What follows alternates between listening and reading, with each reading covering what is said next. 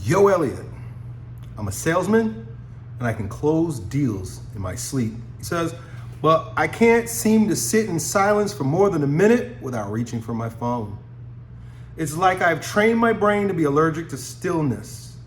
How do I relearn presence when my default is distraction? Great question, man. And it reminds me of this morning in my prayer time. And today I had a lot of impulses in my prayer, somatic impulses that just rose up from tensions in my nervous system. And they manifest themselves in tics, twitches, movements, completely unconscious movements, just little vibrations in my body. And even though I sat there for over 40 minutes, the entire time it was like playing whack-a-mole, where there's an impulse and I'd notice the impulse and I'd, just by noticing it, allow it to relax. In fact, there were times this morning where I felt like a tension along my IT band. I felt tension in these parts of my eyes, and I would just notice it and let it relax. There's a lot of stuff going on. There's a lot of impulses that are pulsing through your nervous system all day long, and many of them are driving you crazy. A lot of these impulses cause us to behave in impulsive ways, doing impulsive things, having impulsive behaviors. Sometimes those impulses are driven in a manner that is conductive to, anyway, our ego's goals. Yours is sales. And I'm not saying that being a salesman is a byproduct of your egotistical delirium. But I am saying that when you're an athlete, right, you're a performer, you're someone who has to get on stage, right? Like when you're talking to a client, like you're acting, like I'm acting right now, right? I'm available for impulses to come through and hopefully deliver a message to you or an idea to you or compel you in a way that's most resourceful to me and my goals and my ideals and what God is doing through me. But then there are unresourceful impulses, those that drive you to drink, to smoke, to play with yourself while looking on the phone, you know what I'm talking about? And don't allow you the peace of Christ, which is your inheritance. So the goal is to play whack-a-mole. Your job now consciously is to make room for God's grace to move most unobstructively through you. You know, like when I'm making these videos, the more relaxed I am, the more fluid my communication and the more easily I can deliver the messages that God is trying to produce through me. Like a flute. Like imagine a flute. Imagine a flute that's a pure, a hollow reed that when blown through just makes beautiful music. But imagine that person playing that flute had tremors, right? Or that flute itself was somehow deformed and there were like blockages inside it. It wouldn't come out smooth. So I think what I'm saying here is that there's the impulse of God's divine actions, which is grace, that can move through you when it's time to perform. You know, when you're speaking to a client and you're saying the right things in the right way that gets them to make a good decision to do business with you, right? Because God wants that to happen. I believe that. God sees that this would be good for this person and I'm going to use you as an instrument to help them get it. So God can use salesmen. But then there is the impulse of angst, the impulse of neurosis, the impulse of unrestrained activity, And it's not graceful. It's herky-jerky, and it's ugly. You ask me how to relearn presence when your default is distraction. So in my prayer this morning, I was battling distraction.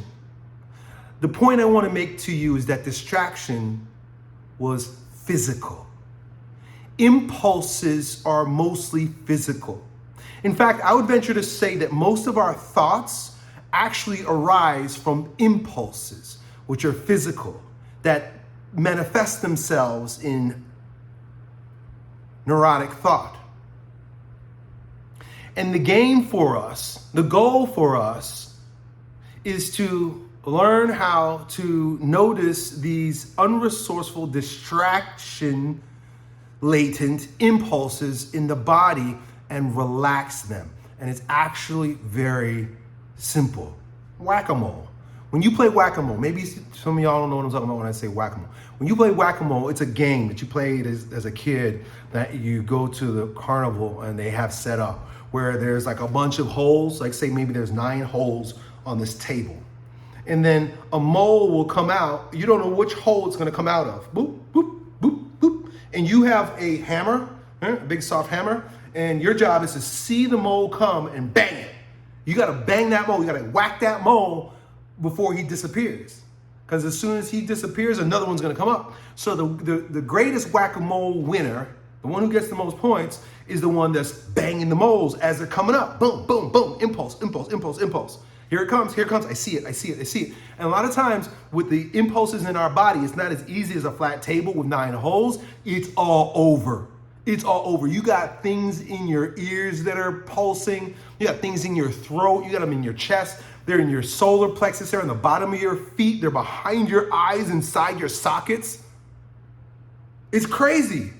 There's all kinds of, so in modern psychology has sort of caught up with what a lot of forms of body psychology or embodiment practices understood maybe for thousands of years. And that is our issues are in our tissue. The traumas are trapped in the body. And so there's this whole realm of psychology called body psychology and somatic experiencing, right? I learned bioenergetics, almost 15 years ago before it was popular, and everybody thought I was crazy when I was saying, you gotta breathe into your balls. You gotta relax your body. If you wanna be most present and most peaceful with people and yourself and available for God's grace, you gotta relax your face. You gotta relax your shoulders. You gotta relax your chest and your belly and breathe into your pelvic floor. But that can't happen as long as impulses are running the show. And one of the things that impulses will do, because they're so confusing and uncomfortable, is that they will cause you to grab things that distract you from them. Like your phone. You're picking up the phone. If you notice, most of your picking up your phone is just an impulse. It's completely unconscious, just like I was getting unconscious twitches in my eyes today. It's a completely unconscious, it's happening at a somatic level. And if you stop yourself and you think, why am I picking up my phone? And you rationalize it for a moment, it's like playing whack-a-mole. You'd be like, wait, what am I doing right now? What am I doing? And it's like, I can't help myself. But if you're conscious, which you can choose to be, you'll be like, there's no reason why I'm picking up this phone. But here's what will happen. If you're unconscious, you're going to give yourself a fake reason why you're picking up the phone. You'll pick it up and then you'll justify you're picking up the phone. This is why in one of his epistles, St. Paul says that sin darkens the intellect. He says something to the effect that because of their sin, their intellects have been darkened. Because of your impulse, which is a sin, anything that is outside the bounds of God's perfect will for you, his perfect blueprint for you, in every single moment is a sin. That's why we all sin. There's not a single one of us that doesn't sin. Just because you're not jerking off and smoking weed doesn't mean you're not a sinner. If you're off the plantation at all, if you're off the plan at all, if you're off the blueprint at all, if you're tweaking and you're twitching and you got crazy impulses that you have no dominion over, remember God said have dominion. Have dominion. I mentioned this in a video the other day. Someone asked me about dominion. Having dominion means that my impulses don't control me. Dominion has to do with the higher being in control of the lower. Your lower impulses drive you to grab the phone when you don't even know why you're doing it. But if you go to your higher self, your self of dominion, Christ in you, you'll say, let me crucify my flesh. That's what playing whack-a-mole is really about. It's crucifying my flesh. I'm going to crucify my flesh. I'm going to pick up my cross, which is my perfect, zeroed in hair line bullseye for my life, and have dominion over this action that's being produced by my trauma.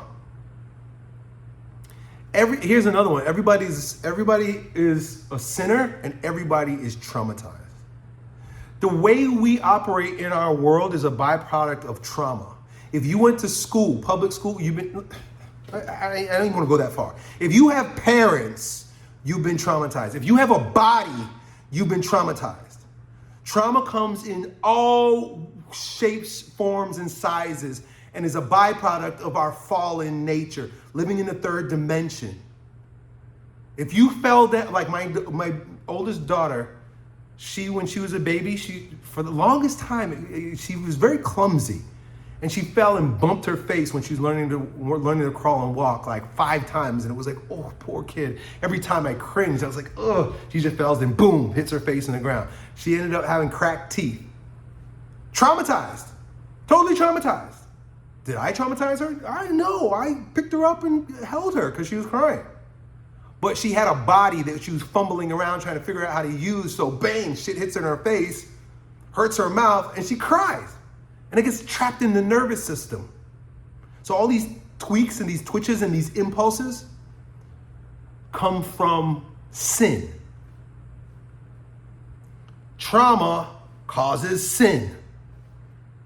And I can say this in the most, obvious way where it's like, if they say that hurt people, that's why like those who have had like sexual abuse when they were children go on usually and they're the sexual abusers. Trauma causes sin. And sin is in the body. It's a physical thing.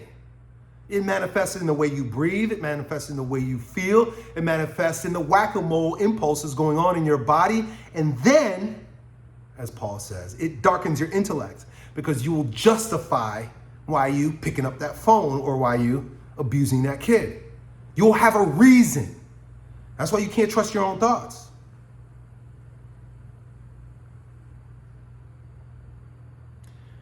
So what do? You can play whack-a-mole all day long. But until the peace of Christ presides, until you are filled with the light, you'll constantly be battling. That's why my prayer today, and that's why prayer is a battle. Anybody who doesn't pray is not doing spiritual battle. I remember when I first became Christian, I thought it was so cool. I was like reading all these books on spiritual warfare. And then I learned about Teresa of Avila, who they call the doctor of prayer. And there are those that also say that she's a doctor of spiritual warfare. And after reading her books about the castle, the interior castles, and all of the ways that Satan tries to destroy your prayer life, I realized that the ultimate spiritual battle is your prayer life. And so today I was in battle. I was battling today. Today was just one of those days that I was battling. I was whack-a-moling. I was fighting the demons that are in me. I was fighting the sin of the impulse. But there are days where there's complete peace and there's calm, and that the prayer is completely carried by his grace. It doesn't happen every day. And the saints will say that it's a gift when he gives that to you. And I believe that's true. But I also believe that we get in the way. And so we need to dispose ourselves to his grace. There's nothing that you can do to receive, to get true contemplation, infused contemplation, like the stillness in God's grace. Christ's pure light shining in you. There's nothing you can do about that. That's a gift. That's why Christians say that, he's is a gift. You can't earn your salvation. It's a gift. Because if we try to earn your salvation, it's coming from the same impulsive nature that's causing you all these twitches and impulses. But we can get out the way. We can do battle with the demons. And there are things that you can do to predispose yourself to winning that battle. Like, for example, I know what it's like to have impulses towards picking up my phone. And I still have them, but I have them so much more under control. Why? I don't have social media. I don't have social media on my phone. And I was noticing myself, I'm like, I have the impulse to pick up my phone, and then I go and I scroll. Instagram is the one that got me. Not TikTok, I never really got into it. Facebook, I got over it. Instagram. No matter how pious my reason for picking up my phone, no matter how much it was about like, hey, you got business to do, it always led back to Instagram. So I deleted that shit off my phone, and guess what? Now when I go, I have the impulse to pick up my phone. And my intellect is enlightened because I say, there's nothing on there for me. What am I going to go do? So I have to pause. Stephen Covey says that between stimulus and response, there's a space. And in that space, we create. So now when I go to pick up my phone and I realize, oh, the light goes on, my intellect is enlightened, I'm like, there's nothing there. And sometimes I still want things to do. So what I do now is I read Kindle books. So I do micro-learning. That's a term I saw in an ad somewhere. Micro-learning. I don't know what the fuck you want to call it. But basically, I go and I do something resourceful. I got all kinds of books on prayer that I'll go and I'll read if I have an impulse to pick up my phone. So at least it's not me scrolling a bunch of stuff that's feeding my lower nature, usually anger and lust. Even the pious stuff, notice, if you're a Christian and you go on Instagram, at least it was for me, because there's a lot of infighting within Christianity. It was a lot of like, here's why most Christians are wrong. Here's why Protestants are wrong. Here's why you should be proud to be Catholic. And I'm like, and now I'm getting angry and I'm feeling proud. It's either that or it's lust, which it doesn't always have to come in the form of booties shaking and titties jiggling. It can come in the form of, hey, look what this guy is doing. Why am I not doing that? Hey, look what this guy has. How come I don't have that? Desire. So it's always, these platforms are designed to manipulate your lowest nature. It's not trying to make you better. It might give you a dopamine hit that feels good for the moment, but that's why you walk away feeling dry. So what do? What does it all boil down to, dude? How do you relearn presence when your default is distraction? You gotta practice presence. There's a little book, an interesting little book called Practicing the Presence. Practicing the presence of God. And in the same way I said that you can't make God come to you, you can practice being present by getting out of the way. And the best way to do that is to pray. Not a fervent, feverish, word-riddled prayer, but silent prayer that exposes the impulses in you. You go to battle with yourself in prayer. You go to battle with your lower nature. And when you go to battle with your lower nature, you start to notice things. Like, I can't drink coffee and then pray, because I'm like this the whole time. No caffeine. If I do caffeine and then pray, my prayer is a battle against what? Not demons. It's against what the caffeine's doing to my somatic system, my visceral somatic system. organs are tense and muscles are tense and breathing is shallow? Because of the caffeine. It's through prayer that I discovered how caffeine was destroying my soul. Still like caffeine though. Just have to use it in a different way, and I drink decaf now, which still has a little bit of caffeine. You're going to battle against your lower nature. You're going to battle against the world. Because the world is what's pumping all this trauma into your body.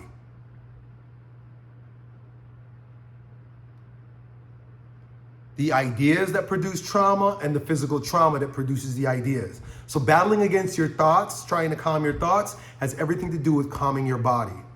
Notice that when you're caught in thoughts, it manifests itself in your body. By battling your lower nature and battling your trauma, which is a product of living in the world, and then battling the demons that seek to derail you and want to do everything to distract you from your prayer, you predispose yourself to his calming presence that's already in you. That's a gift from God. You just gotta get out the way.